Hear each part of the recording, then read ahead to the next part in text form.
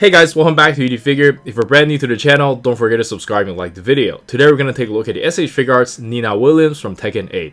I'm so happy that we get Tekken figures nowadays, and hopefully the line continues to be strong and we can see more characters. Eventually, I want to get Xiao Yu and maybe Reina. I think Reina is pretty cool. Personally, I'm not that big of a fan for Nina, but I heard she's OP in this patch though. I don't know. Let me know in the comments on what you think, but I know she's always been like a really popular character.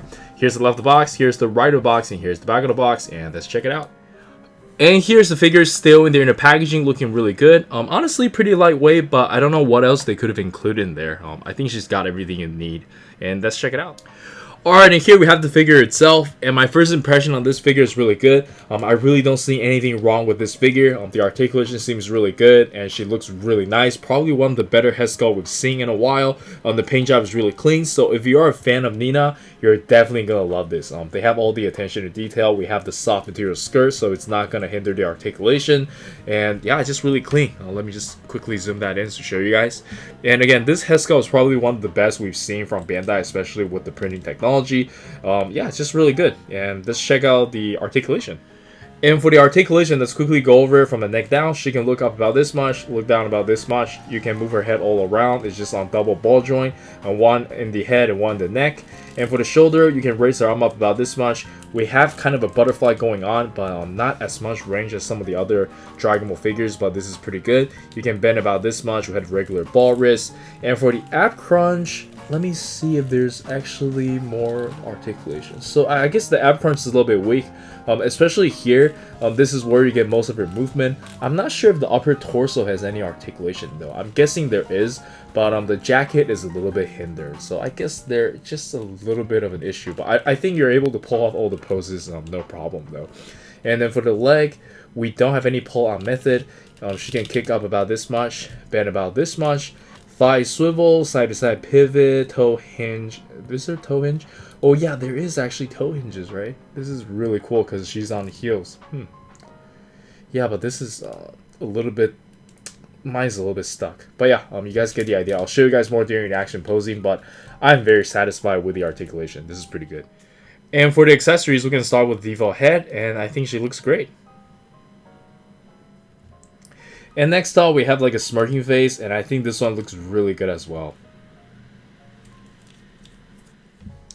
And the last one we got is a shouting face. Looks a little bit odd compared to the previous two, but with sunglasses, I'm sure she's gonna look great. And here's the sunglasses assemble. She just looks really good. I love it.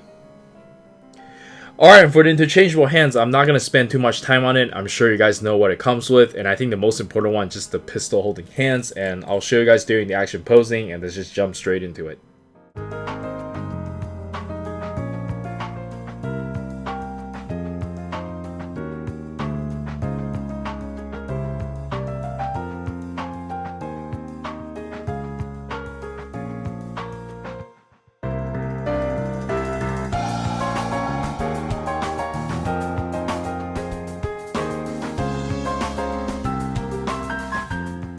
And for the size comparison, let us start with some S.H.Figuarts Tekken 8 figures from the same series, and I think they look pretty good together. At first I thought she's taller than both of them, but apparently she just looks tall.